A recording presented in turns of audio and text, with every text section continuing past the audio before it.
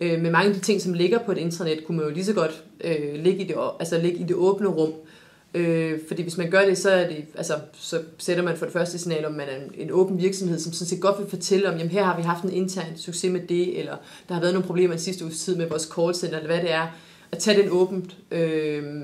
Og samtidig så er det også nemmere for folk at få adgang til de informationer. Så det er også, at man nogle gange ligesom, tør springe den der ramme og sige, jamen hvorfor er det her, det skal være lukket? Hvad er det, vores brugere eller vores kunder ikke må vide om os, som står på det her intranet?